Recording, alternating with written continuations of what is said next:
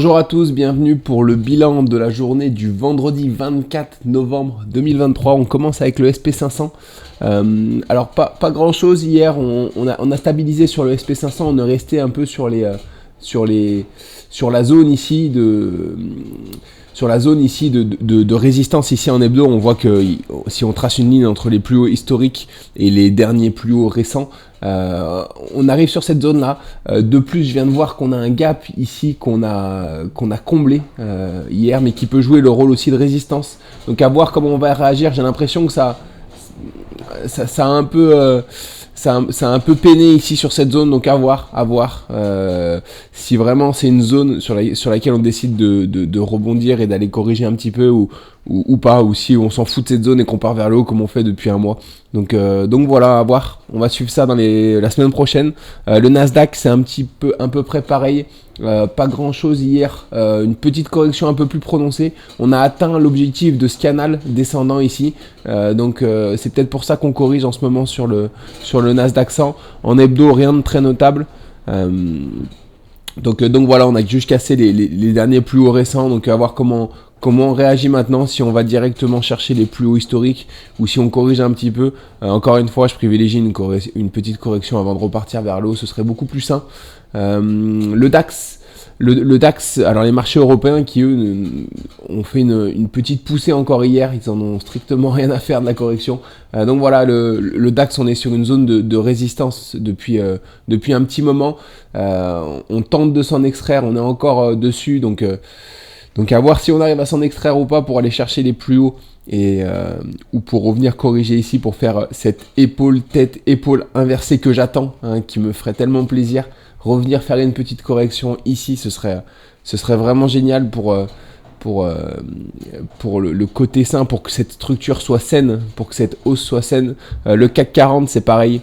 Le CAC 40, on a encore poussé un petit peu hier. On a cette zone de résistance qui était le support du triangle symétrique qui a l'air de ne pas vraiment résister. Je peux toujours adapter le support, mais j'arrête de le faire parce que c'est un peu triché. Donc il y avait un support qui était bien posé. On va le laisser là. Et pour le moment, on semble s'en extraire. Donc voilà, je pense quand même que le mouvement s'essouffle. Là, je vois un petit peu s'essouffler. À voir si on revient sur cette zone-là, on va faire une petite correction sur cette zone-là avant de repartir ou pas. C'est vrai que depuis, je sais pas comment vous le ressentez, mais depuis une semaine, je sens un peu les marchés un petit peu léthargiques. Il n'y a pas vraiment de performance à la hausse ou à la baisse. Donc voilà, j'ai l'impression qu'on est un peu en attente de quelque chose et voilà, je sais pas quoi, pas vraiment parce que je m'intéresse pas vraiment au fondamental, mais on attend clairement quelque chose, donc à voir une fois qu'on aura eu ce dont on attend, une fois que les gens qui attendent quelque chose auront eu cette chose, à voir comment on réagit, si on part vite vers le haut, si on corrige un petit peu avant de repartir, si on corrige vers le bas, donc voilà, mais vraiment la sensation que j'ai, c'est que ça bouge pas trop en ce moment au niveau des actions. Alors ça bouge pas trop entre guillemets, on a poussé un petit peu encore, on pousse légèrement, on continue une progression timide, mais voilà, ça s'essouffle un petit peu, c'est une progression qui s'essouffle, et au niveau des actions, on n'a pas vraiment de grosses performances à la fois baissière ou haussière, depuis Schneider, où on avait vraiment eu une poussée haussière, maintenant il n'y en a plus vraiment, donc on va voir comment ça évolue les prochaines semaines. J'espère que il y aura un peu plus d'action ces prochaines semaines. Non pas que je sois en recherche d'action, mais c'est cool quand ça bouge un petit peu, quand ça prend une direction. Alors on passe avec la perf d'hier, l'argent silver. Alors l'argent silver, peut-être que c'est lui qui va nous mettre un petit peu d'action ces prochaines semaines, parce que on voit qu'on a bien cassé du coup cet élargissement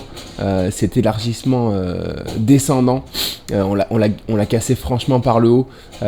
Voilà, cette zone de résistance. Maintenant, les objectifs de cet élargissement, c'est les 29. C'est les 29 et les objectifs, alors je l'ai tracé, ils devraient être atteints avant enfin voilà.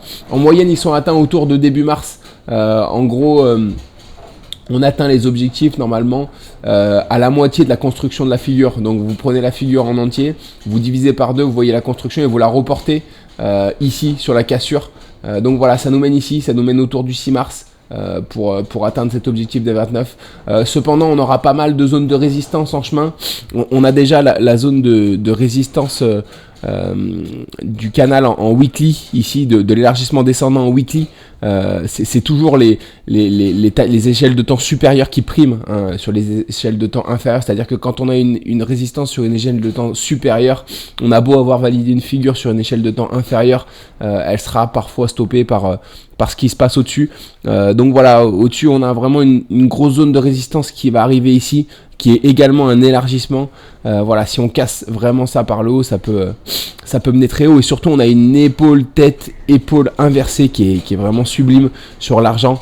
Donc je nous vois à court terme revenir sur cette zone là, sur la ligne de coup, et une fois qu'on est sur la ligne de coup, on a de grandes chances, on a vraiment de fortes chances de partir, même avant de l'avoir franchi, de fortes chances, je veux pas dire de bêtises, mais je crois que quand on arrive par ici, c'est 60% de chance, donc c'est quand même important.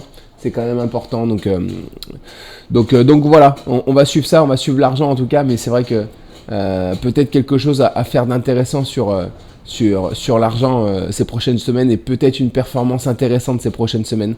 On passe avec le flop d'hier, CS AXA, voilà. CS AXA, alors on était rentré en position sur la résistance ici. On voit qu'on a une belle tête-épaule qui se forme. On a à la fois en hebdo un biseau ascendant, donc voilà, ça a de fortes chances de casser par le bas, et les objectifs des biseaux sont ici, sont la base du biseau. Donc voilà, c'est très intéressant à prendre. Ici on était rentré en position sur un retournement 1 heure. On s'est fait sortir hier par une mèche ici. Donc voilà, mais on va continuer à la surveiller parce que cette tête-épaule est vraiment très intéressante. Alors je continue à surveiller les retournements ici parce qu'on a vraiment des performances intéressantes à faire à la baisse si jamais on arrive à casser tout ça par le bas. Donc voilà, AXA en tout cas qui est potentiellement une belle perf à la baisse pour ces prochaines semaines. Donc on continue à la suivre. Désolé, vous devez entendre, il y a un petit peu de vent chez moi. J'espère que ça ça fait pas trop de bruit sur l'enregistrement. Du coup, l'opportunité du jour, LYV, LYV, Live Nation Entertainment.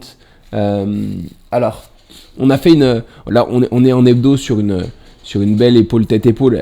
Bon, la première épaule est un peu courte. On a une deuxième épaule qui est un peu plus ample et qui est un peu plus équilibrée. Donc l'épaule tête-épaule inversée n'est pas très équilibrée, mais quand même, je pense qu'elle a le don d'exister. On peut la prendre en compte.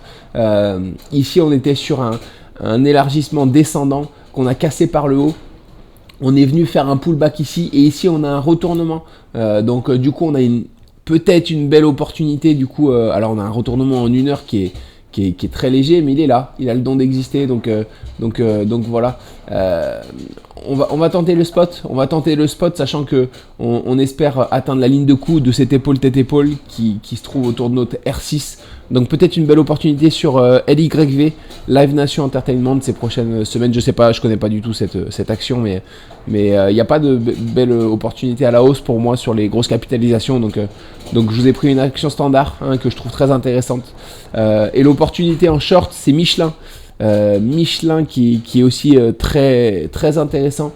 On arrive sur une zone de support historique, de résistance historique sur laquelle on a buté ici, et là ça fait 3 fois qu'on arrive dessus, donc je pense qu'on peut de nouveau se retourner pour éventuellement faire une tête-épaule inversée avant de repartir vers le haut.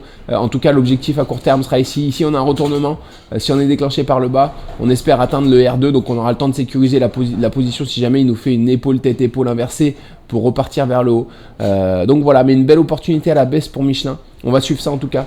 Donc voilà, c'est tout pour aujourd'hui. On se retrouve du coup mardi matin pour le bilan de la séance de lundi. On va voir comment la semaine prochaine va repartir au niveau des indices, notamment américains, sur lesquels on attend une correction, sur lesquels j'espère qu'à un moment donné il y aura une correction pour amener un peu de sainteté, j'ai envie de dire, à cette hausse.